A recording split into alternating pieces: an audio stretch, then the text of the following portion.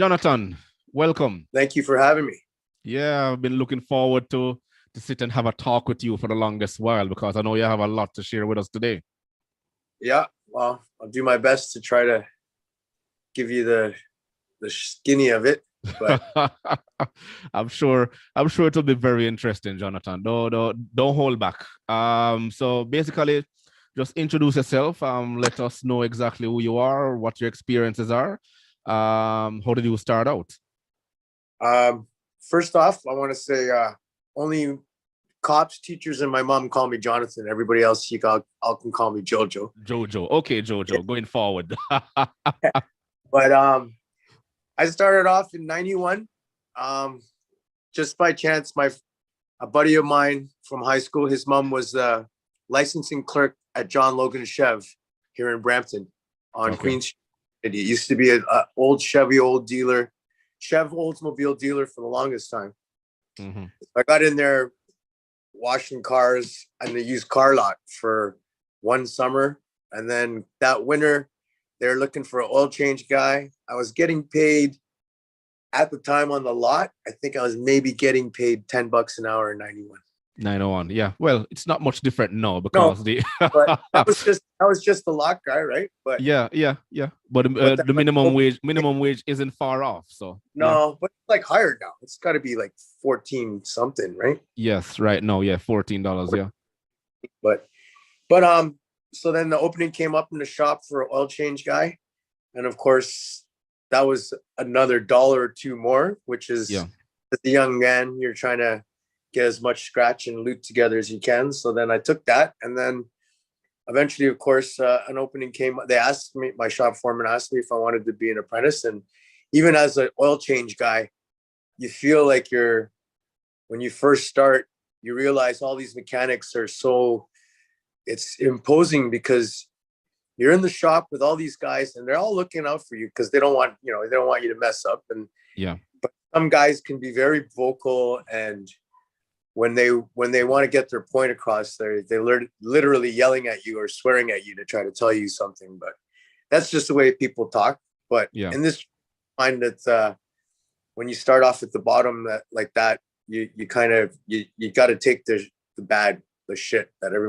gonna pick on you because you're the new guy and you don't know shit because you're just changing oil, and you hopefully you don't forget to put a drain plug in or oil filter on properly and that nonsense. But when I got in and I realized, at first it's hard because you think you're not going to fit in as just an oil change guy, and then you got to show them. I think they want to see if they test your mettle. They want to see if you're just here for a job or if you really want to do this for something to do as a career. You know what I mean? They want to, because they probably see this all the time. And I realize that now too, as a mechanic, you realize you see kids that come in and some have the ambition and like that crazy passion. They want to do this. You can see it, right? It's almost like, oh man, I remember being like that. You talk about the car you want to own, and when you have enough money one day, or you build the car of your dreams or whatever. But after a while, when they accept you, you feel like, it's finally something like you've accomplished. And then you start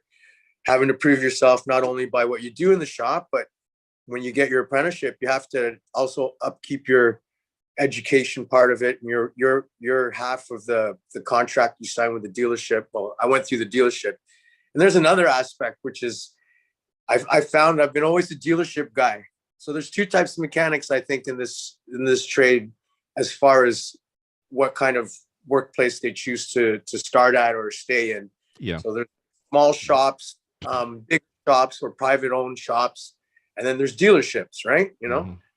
And I think if you're lucky enough to get into a dealership, what I like about that is that they have everything for you. Like, you're used to the uniforms, the dental, the health benefits, all that stuff, right? Yes.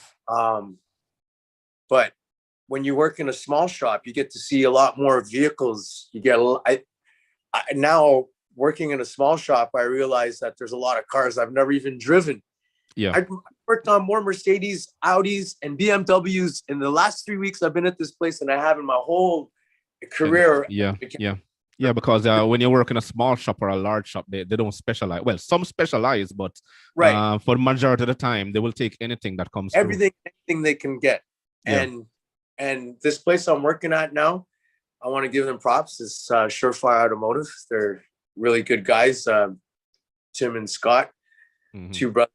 Funny enough, their last name's Reyes, like Filipino eat rice. So, but no, guys are really good for a small shop. They're so busy, and I've always wondered about small shops. How do they survive? Yes, but they're smart. They have a big contract with I'm not going to say the name of the company. Yeah. They usually go for fleet companies and try to secure contracts. Right. Yeah, one that's really big, and it's a big construction company here in Brampton. I'm not going to say the name, but yeah, that one of them.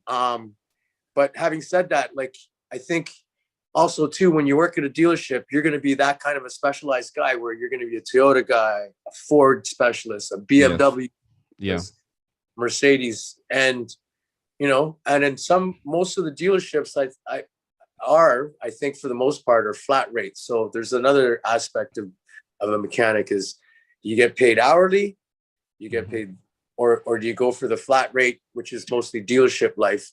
Yeah. And that can really it can be lucrative, but it can really be tough in the days like, Christmas, when the kids go back to school, that kind of, it can be up and down paychecks where you're living like one week, 1 month, even you could be just like dragging in all kinds of hours. And then the next month comes September, that when the kids go back to school, you can barely make 40 hours a week if you're lucky. Yeah.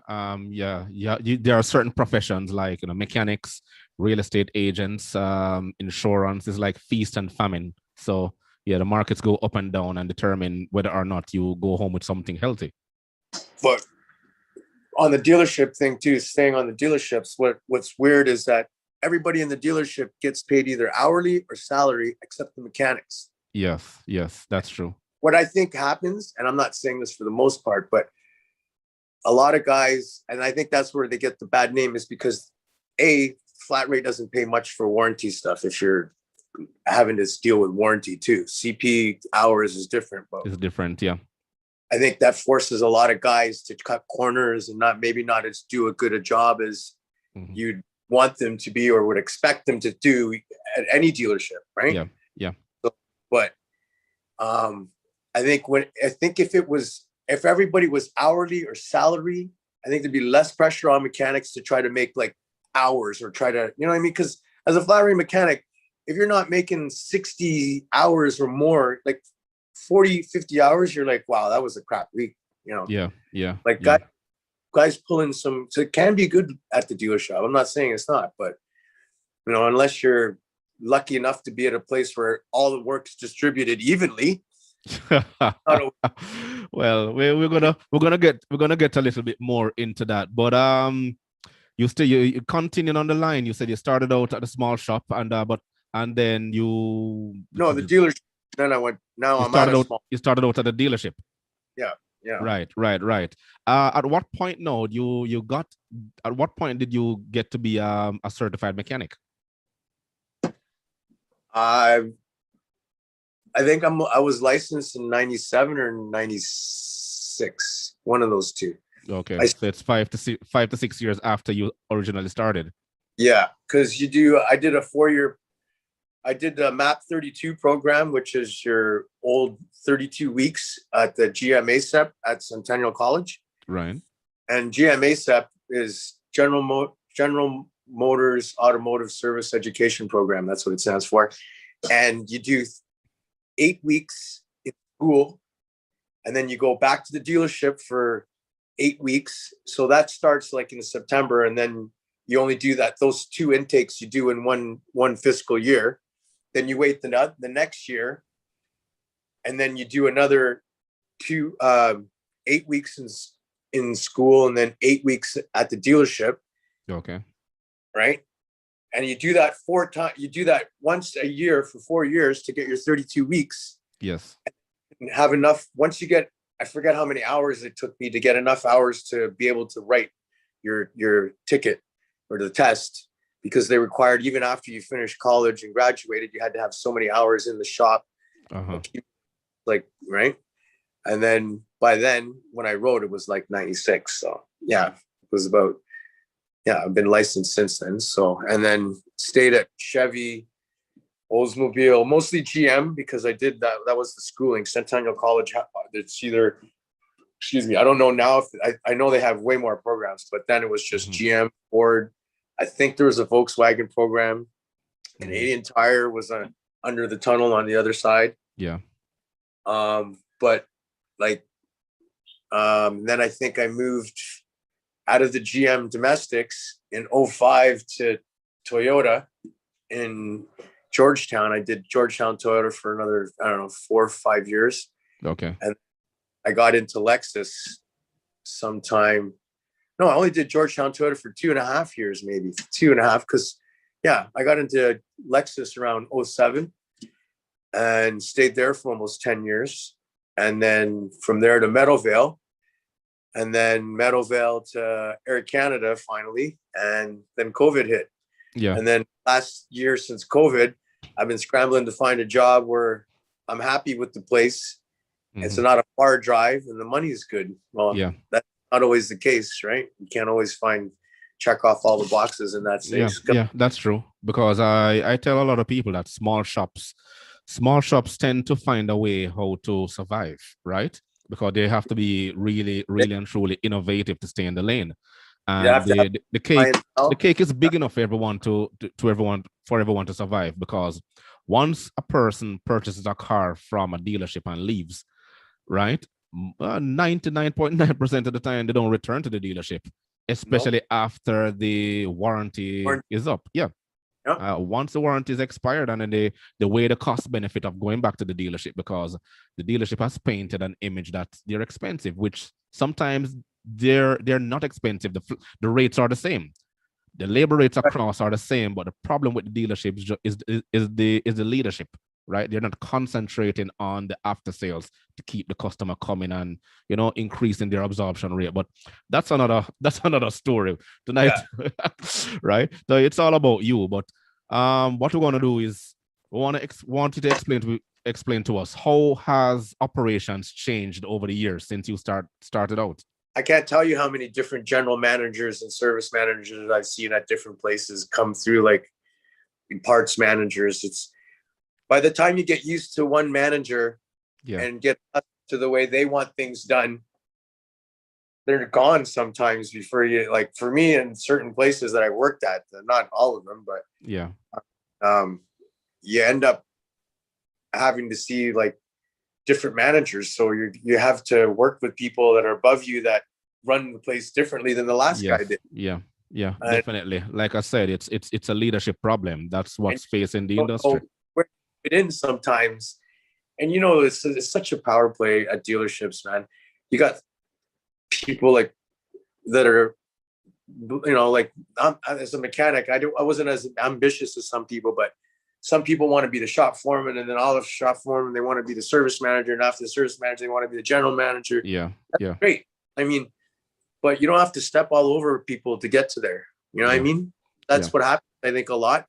And people, well, it's, you know, it's like money. That's what's that saying? People before money or something, or wealth before, right? Yeah. But it's in a lot of the dealership places, like that's what it is. It's like cutthroat. Even mechanics, like as flat rate mechanics, guys will screw you over for a freaking brake job. If you're tight with them and you don't know them, or they're new in the shop or whatever. It's like I can't tell you how many times I've almost got into it with somebody because it sounds to me like nothing has changed basically, because that's the culture. That's the culture in the dealership environment. Well, actually, now you say it, a lot of places don't have what's like they used to call it a tower operator that used to distribute, or a dispatcher that would give dispatcher. Right? Now everything's done by computer, but that still gets manipulated somewhere down the line above the guys that are getting the work. So don't believe all this that, you know, oh, that's computer that dishes out the work. Sometimes there's more to it than that. No, guys know how to get in the system and bypass work. And it goes down to they pick and choose the work they want, right? right? And yeah. I mean, I remember one time they have to keep changing the function in the system in order for it to force the mechanic to take the works that's available. Yeah. You can't hit C to change. Exactly. I remember. Yeah. Because I know guys, and I never even knew that existed in the shop, the 3350 screen. Yes. Yeah. On Reynolds and Reynolds, anyways, or Era. Our Era, right? Yeah. Era, Reynolds and Reynolds, and then the CDK, which was formerly ADP. Yeah. Right. So, but I mean, it was funny because it was weird how guys that were mechanics knew how to use the computer and almost literally, jump in and out, or they just sign off. That was the easiest way. They'd just sign out. Yeah. Wait till somebody would locate a next job. And then sign back in. And then, oh, look, he got that job. And there's a Mayday screen where you'll see, right? And I don't know if you know that one in the shop, it'll show a Mayday screen. So if there's like a waiter or a job that's not gone into the shop, guys will see, and it'll show you the RO, and it'll show you suggesting or working. Or working, job. So you'll know. And that's what these guys did. They manipulated. There's some so it basically goes to it basically goes to the next part now. What were some of the challenges you think facing the auto industry right now, both dealerships and shops? Because I want to put both of them together in terms of first and foremost, tools. If you want to get into this trade, man. Yeah. If I could go back and do it again, I wouldn't. But if I would do it again and still stay in the trade, because I would try to maybe be a chef if I hadn't known that, or done something that would be something where it would take you away and travel. Like I know your friend there to say he went around different parts of the South Americans. But as a mechanic, it's not really feasible to be able to travel unless you have no people, or your line of your business has got places in different parts of the world. But I would have done something like cook or photography of some sort, like some sort. So you make it seem like being a mechanic is a unrewarding job. No, I'm not saying that either. If I could do it over again, my only thing I would change, if I were to stay as a mechanic, would have learned more electrical. Okay. I would have.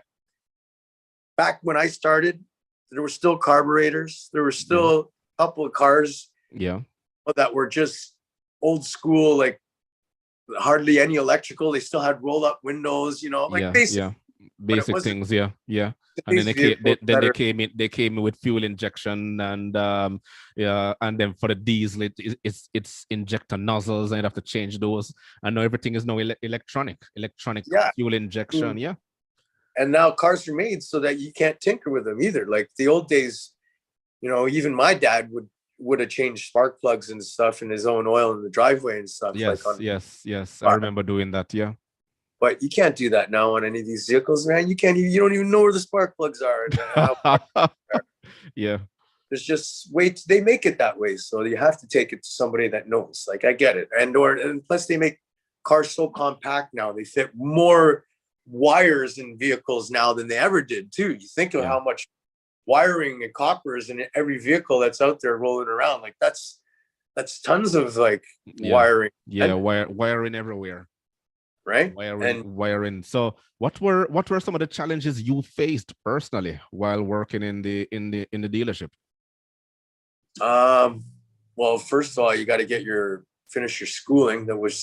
I thought was going to be a cakewalk or like easy. I'm like, I did okay in high school. I thought, how hard can it be to do a mechanic college, for a couple of years? And it's actually harder than I thought. And I was partying a lot then. I mean, I was partying a lot back then, and I didn't really take it as seriously. So I probably most younger mechanics they go through the hot rod phase. That's what I call it. Racing cars and working on the cars, trying to party and trying to impress the girls, and you go drag racing and and you're young.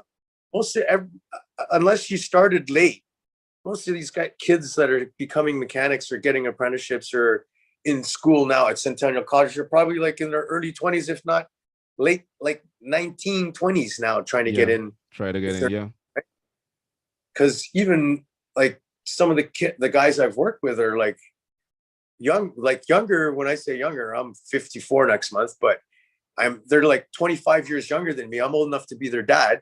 Yeah. And I'm like, how long were you a mechanic? You know, I'm like, or how old were you when you were a licensed mechanic? And one guy was telling me he was like 20, he was licensed. I'm like, 20? Yeah. And he grew up in the country though and stuff, right? So I forget what he started working on or how I think it was like a Volkswagen dealer somewhere, but he did Volkswagen, got into diesel, then he did farm equipment, then he got into dirt turbines and electrical generators for like farms and stuff. But he got licensed as a mechanic first. Yes. And then he did all this stuff like in that farming industry where it's tractors and all that stuff fine on a farm. He's a pretty handy guy because he knows how to run and work on it. And yet and I work with him at Air Canada. So, and he can work on some of the biggest ass machinery you see on the tarmac. Yeah. On these Douglases, those English machines that are they're the type of a tractor for airplanes. It picks up the landing gear on the front of his 777. Okay. Yeah. Grabs the landing gear in a cradle and it lifts it up. And then the driver actually, once you pick up the wheel and get the landing gear and the plane up, the driver's in the cockpit and the whole thing turns around. Yeah. The thing's crazy. It's a Douglas. They're called 109 or what. Anyway, I can't even think the number, but this guy worked on them because I remember the first day at work at Air Canada, I see this guy and I'm like, hey, who's the young apprentice working under the Douglas over there? They're like, oh, that's Paul. He's like, what do you mean? He's been here almost like 9 years. I'm like, what?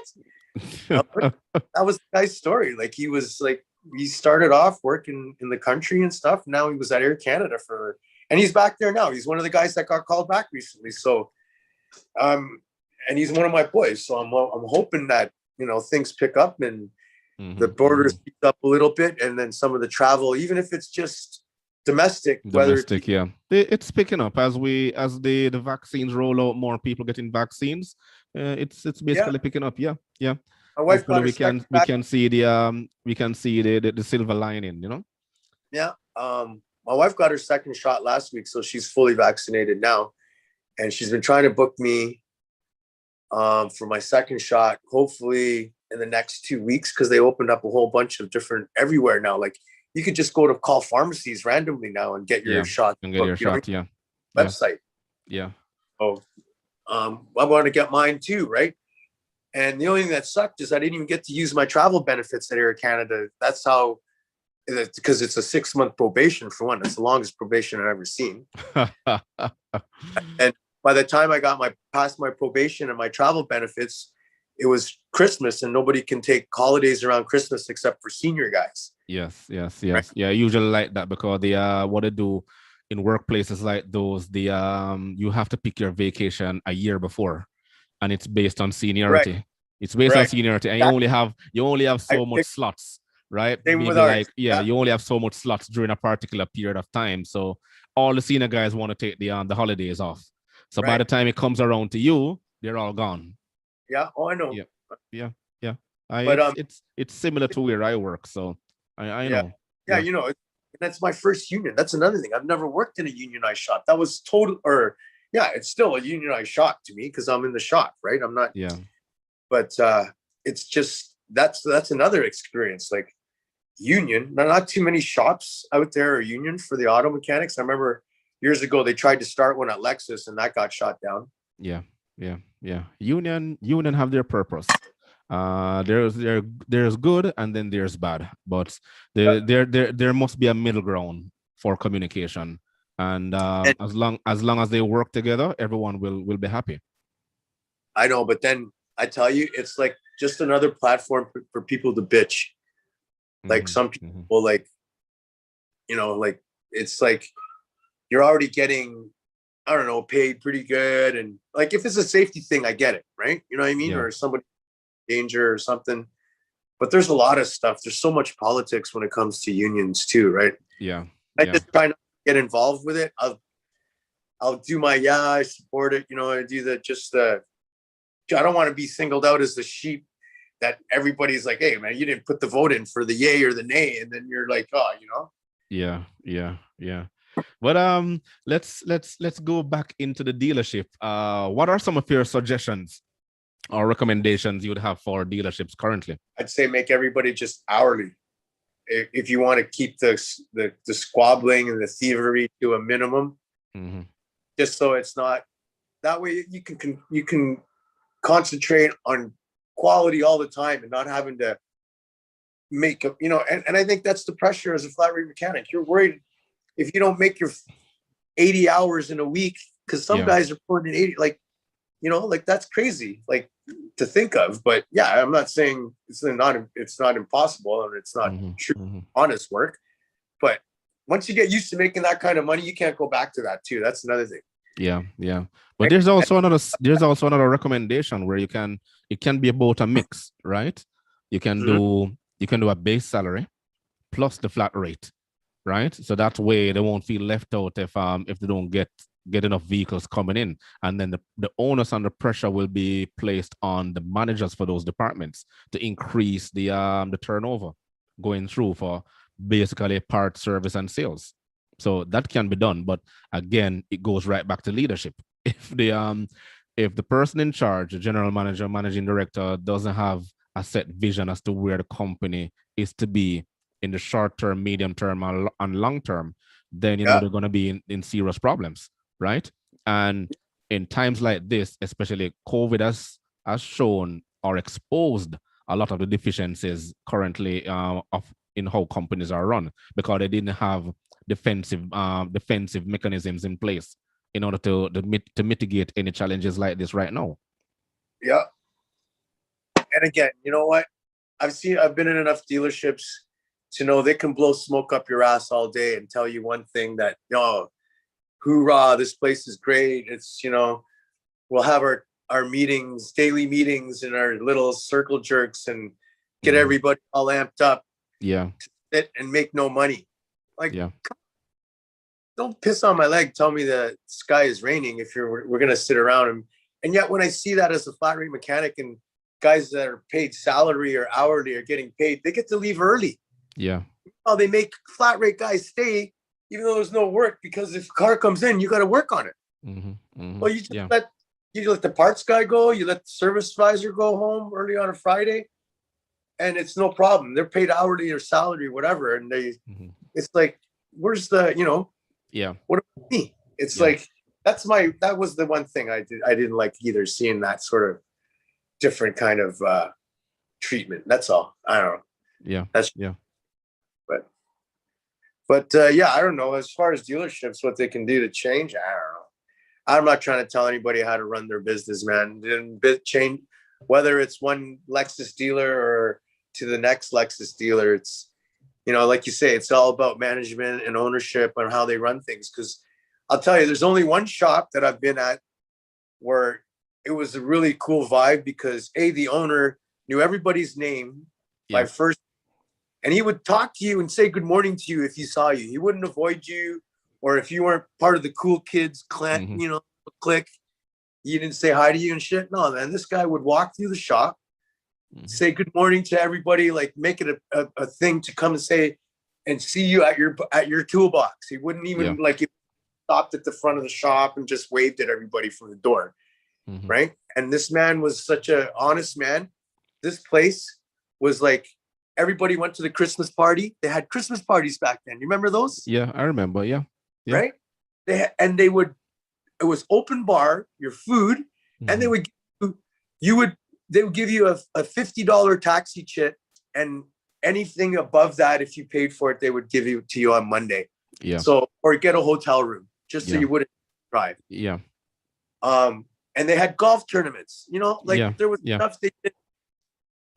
They gave you bonuses for getting like master tech certifications and stuff like that. Right. So there was incentive to keep your education upheld and upgraded. Right.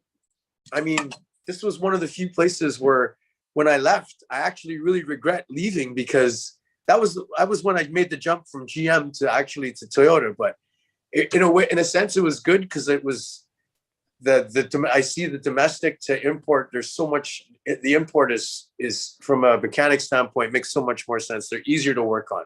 Yeah. Right. And they're just, and then even too, like, having said that, you could make more money. I realized afterwards, going to the import side, that holy shit, these guys are busy here. And they're like, yeah. you know, and Because their philosophy is different. Their training is different. Everything, they're trained to stay on top. Yeah.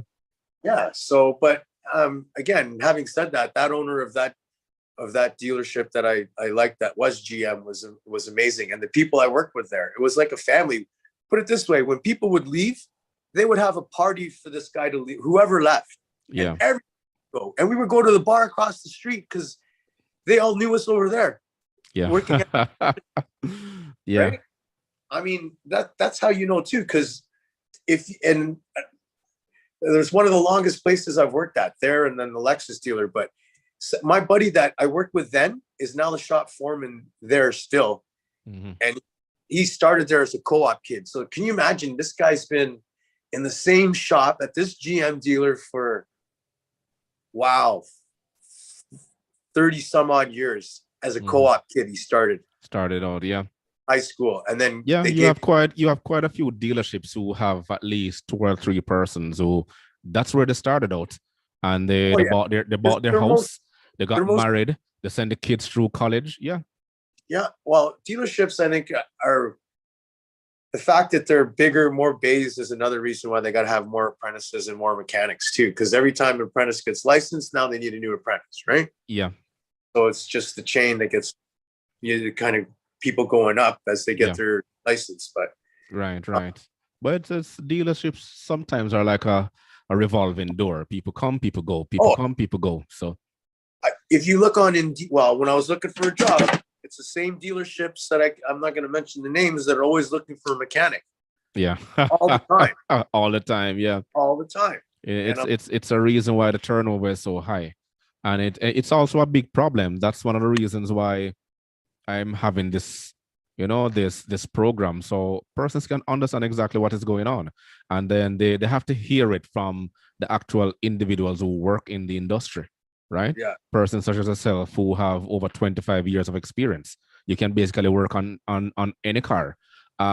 Which brings me to another question now. How are you seeing the type of technology that is evolved now in the cars? Where do we sit, and where are we going with that?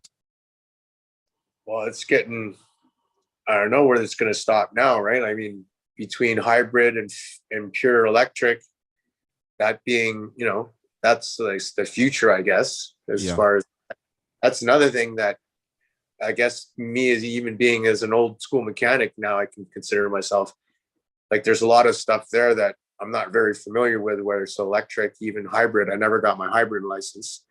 So there's another thing too, as far as that, because I think that's part of the curriculum now. I don't know if that's what they teach in school. I think they have to. But there's so much more electronics now in cars and stuff too. So yeah, I mean, you got to be really updated. And if you're going to stay in the dealership, you're constantly getting sent to school to get trained on the newest car, the newest technology of whatever's got just come out for that model or that manufacturer, right? So there's a lot of stuff, but I mean, there's so much investment, time, money as a mechanic. That's just even tools. Like, that's, man, you can, I know guys that have, I thought I spent like a lot of money, but there's guys that have spent way more money than I have on just their toolbox, and then fill it. It's almost like a hobby afterwards, collecting tools, but you don't always use them, but it's need them. That's why they do that, right? Because it's the same with the average guy at home. You're always trying to buy enough tools, because if you're someone who works around the home, you want to ensure that you have all the right tools in your toolbox. If you're doing something and say, oh shoot, I need to get like a half inch, this one is only a 3/4, so so those are some of the things that you run around. If you're hands-on, if you like working with your hands, you're going to be invested in tools all the time. How should we prepare for an ever-changing market? Well, I don't know, man. I think with this COVID, it's just, the market's changed completely now. Like, you look at, you don't even go into the dealership to buy a car anymore, man. You just online buy a car. And like, I don't even know how Attilio's like, they're doing stuff at the dealership. They're dropping cars off, and you're not really, I don't think you're seeing as many cars as you used to now working there too, right? I don't like, for us, I don't know why we're so busy. I do know we are busy. I know, because as working for a bus company, the ridership is down. More people are driving cars because of COVID. There was a shortage of, there's an abundance of new car because, as you know, a lot of people lost their jobs and they can't afford to take out a payment plan right now. So they're more going for the pre-owned car or a used car. And with the purchase of a pre-owned car, they're coming to the smaller guys such as yourself to have it looked at, checked out, safety checks and all these things. So you see a lot more cars on the road, right? That's basically where it is. But I think as far as like what they're like market, like everybody now is, everything's downsizing. Even big, like everything, even big pickup trucks now are going to V6 twin turbos or you alternate diesel. I think the new is coming out with a diesel or a V6 twin turbo. You should. My buddy sent me something about it. They're supposed to release that info this week. When they changed the body style this year, and they released the new truck, they're supposed to come out with a small. They're not putting the V8 in it anymore. Which one? Toyota? The Tundra, the big one. Yeah. The thing about it is that you can get a 1KD, which is a turbo diesel, outside of the US. The US is a basic in a traditional Tundra? market. Yeah. Not in the Tundra. It's mostly in the Hilux. The Hilux is a right. The Hilux is a right-hand drive version of the Tacoma. Yeah. Right. They're found mostly all over the world: South Africa, Asia, Thailand, Philippines, in the Caribbean. Yeah, the Philippines have them as well. It's the same engine as the Prado, the Toyota Prado, the Land Cruiser. Oh, okay. Yeah, that's that. Right, and those are diesels as well. And then you have, put that Tundra. That'd be underpowered, man. They have to put like a bigger. No, it's a 3-liter turbo diesel, so it has the power. And then you have and then you have the bigger one now, which is the 1HD. It used to be in the Land Cruiser 100 series. Remember those large Land Cruisers? The far ones. Yes. They were Lexuses mostly here in the in North America, but in other regions. Oh yeah. I remember seeing one or two. Right, those are 4.2 liter diesel, turbo diesel. So those are the same size engines as the Tundras, some of the Tundras and Tacomas. So they have them. Don't be surprised. They have them. I'd have to see how it would drive. Before I say that. But that's one of the beauty of living outside North America. You get to experience a lot more. The future looks bright. It's continuing to change. One last question. Would you recommend what would you say to the younger generation who wants to get into mechanic work? One thing that I remember an old German guy telling me that I work with was, if you're going to do this for a living, you work on every car as if your mom or your girlfriend was going to get in it and drive for 5 hours. Yeah. So you would want it to be safe, right, and proper, and done right. So, and he told me that, because if not, then get out of the trade now, because there's no need for, you got to work as if it was your own car. That's what he told me to. Was right, work on it as if it's your own car. There's a lot, again, the tools, there's a lot of money to be spent, and that's a huge investment. You could be spending money on stuff like, and I can't think of another trade that would cost somebody now, oh man, for a young mechanic buying stuff off the Snap-on truck or the Mac Tools truck, man. You're to fill an average size toolbox with the toolbox.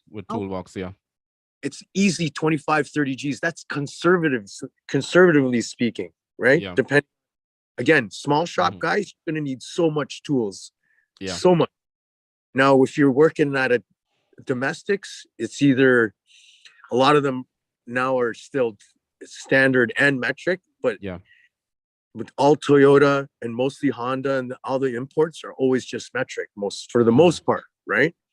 And then you got Volkswagen with those weird 12-point those crazy sockets and what have you, like an inverted Torx. Yeah. But just like tools.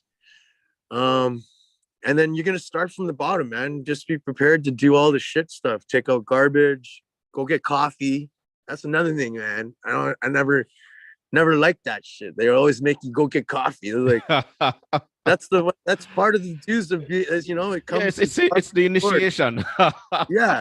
And I get, that's why I say, like, when I first started, it was like you want to fit in, so you got to do whatever. It's like, I'll do whatever, just don't ask me to suck your dick, you know. But they're like, there's like guys that like expect you to be like their bitch all the time sometimes as a young guy working in a shop.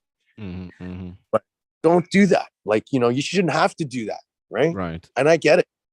You got to prove yourself, because not, you know, they probably don't believe in that you might even stay. So if you want to do this for a living, you got to show that you really want to, and show incentive. Like, don't just stand there and wait to be given something to do. There's another thing the guys did when you're hourly as an apprentice. You can hide and go, you know, and even then, I never had a cell phone I could text my girl on or anything like that, or FaceTime, you know, like, or FaceTime, back then you had to call on a landline to go talk to somebody or something, right?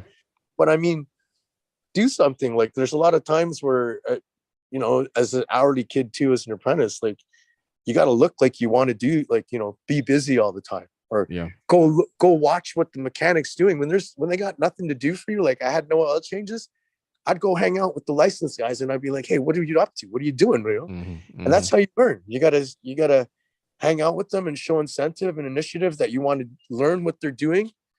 And for the most part, they'll teach you and they'll tell you how to do things properly, right? Yeah. And that's how you do it, right? If you're that kind, but you know, if you're the type of personality where you're not really good at socializing, you have to be able to talk in this trade, man. Yeah. You have to be able to express yourself without being mad. Show that you're not weak either, as far as, like, you know, stand up for what you think is right. Yeah. And just show that you like, as if you own the place. Like, not when I say own the place, but pick up garbage. Yeah. Right. I hate garbage anywhere, man. That's like one of my pet peeves. When I see garbage, or even if it's on my street or out anywhere in the public, like McDonald's bags, those things annoy me the most, man. And Tim Hortons cups. Yeah. Cups everywhere. Like, you just ate your food and had your coffee. You can't keep it in your car or something until you get home, or throw it out in a proper. And bins are everywhere. Yeah. There's no excuse, man. And so, having said that, I was the type of person, like, even still, I'll pick up garbage or even shop rags when they're all over the place. That drives me nuts too, man. You know, just like, and that's another reason why you got to be clean and cleanly, is like, it's a safety aspect, a trip hazard when stuff's lying all over the floor. Yeah. You know, and again, like I said, you know, you'll start from the bottom, you get all the shit work. They might ask you to do like the crappiest of jobs that nobody wants to do. And that's okay. You gotta prove to them that you're worth the investment, and them teaching you too. That's not just, you know, I want to be a mechanic, you teach me how to be a mechanic. Well, that's another thing I learned from these guys, is you got to show that you're worth the investment for them to teach you too, and that you want to learn, right? That you're not gonna stay for a couple of months or a couple of weeks and then leave, or stay for a year, get your license and leave, whatever. I mean, right.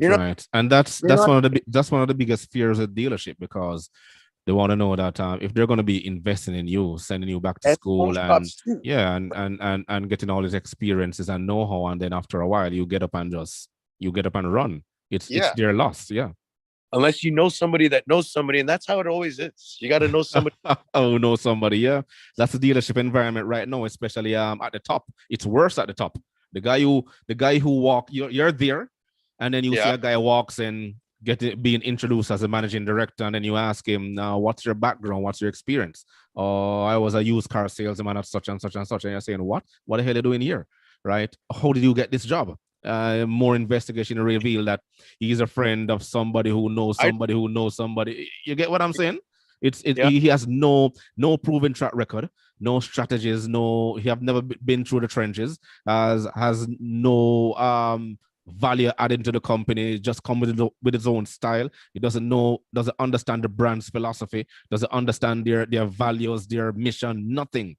You get what I'm saying? And that's basically the person who comes in and destroys everything, right? Well, that's what that's a cancer right there. You go and cancer is developed, but in the auto industry, I think that they go and look for the cancer and bring it in. So that's just my opinion. It's almost meant like they want, you can't have, and I think this is partly true, you can't have a really nice guy being the boss.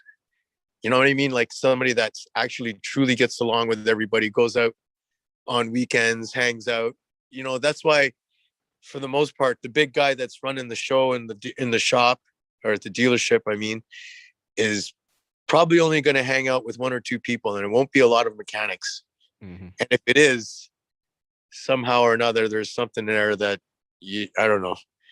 You know what I mean? They'll probably just be just with either salespeople or all the managers only. You know what I mean? Yeah.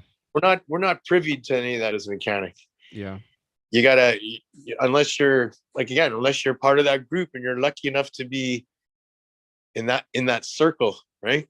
Because that's another thing, right? There's always so much. Yeah. It's a culture, but because I don't know why mechanics are looked down upon, and a mechanic, if he's a master tech, he earns basically more than a manager. You get what I'm saying? If you're looking at it from an earning standpoint, but I think it's a psychological thing, because they back in the days they only saw a mechanic as a grease monkey. So I mean I think that stigma is still around. Yeah, and I think that's why, again, it's like a lot of guys either becomes the shop foreman or lead mechanic and or service manager or service advisor. Honest mechanics, you know, there's a lot of them out there, and I truly believe that. I think there's just a few guys that are just in this for one thing and one thing only, is the money. But you can make money without being a scam mechanic. You know what I mean? Yeah. You can be an honest mechanic and still make good money, whether you're flat rate or hourly. You don't have to gouge people, sell brakes when they're 50%. Mm-hmm. You know, and that's what I say. Like, if most places offered an hourly rate for mechanics, they don't have to think of that gouging kind of mentality too when it comes to flat rate. You know, and again, get used to making that many hours. If you make anything less than that, you're not happy, because you know there's that many hours out there to be made, right? And then once you get used to that, that's all you want. But yeah, all right, man. We'll talk soon. Well, next time I can do another one. And oh, definitely. We have to sit down and continue this, because I know you have more stories to tell us. Yeah, man. I'll tell you. Actually, I'll start to try to keep some notes about even just customers, because customers are funny people too. You got to get to know them. Yeah. Right. And as long as you got a good rapport with your customers, they'll want to come back too, right? So, definitely. Yeah. I kind of find that weird, because, like I said, at first I didn't like talking to them about their cars and stuff, because at the dealerships, that's what the service advisor is supposed to do. But in a small shop, now I got to talk to customers, because they're right waiting for their car. And the aspect of working in a small shop is that it gives you more confidence. Working in a bigger in a larger environment, you come in, you grab your toolbox, you're just working on cars, right? So you don't get to develop that interpersonal skills that's needed for when you grow older and you want your own shop. Then your personality has been developed into a more customer focused, customer centric individual. Right. Yeah. So the small shops has its perks, believe it or not. And I realize that now too, man. I maybe realized it too late. But yeah, hey, never too old to learn, man. No, man. And I get it. If you're not learning, even at my age, I still have a lot to learn. There's so much stuff out there. Again, now having working on, oh man, it's like going to school again. Because, like, dude, I told you I drove the first time I ever got into a Benz or Audis and all these different European cars I never worked on before. Small shop. So, you know, the sky's the limit when you work at a small shop. You got to get good at a lot of things, I think. And I wish I'd maybe done that and got that too. Because once you get in a small shop and you get in there for years and years, it's nice because it becomes family after a while, right? I think that's why a lot of small shops don't change. You'll see the guy's been there for 20 years, 25 years before they retire, right? Right. So, but that's another story for another time in retirement. Of course, Jojo. Oh man. All right. Thank you.